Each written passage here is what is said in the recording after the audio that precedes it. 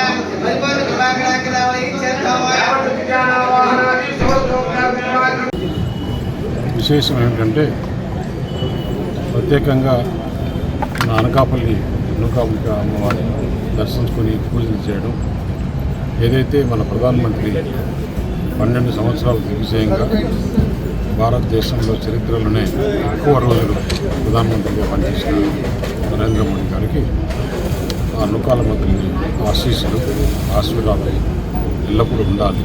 ఇంకా కూడా ఈ దేశానికి ఆయన సేవ చేయాలి.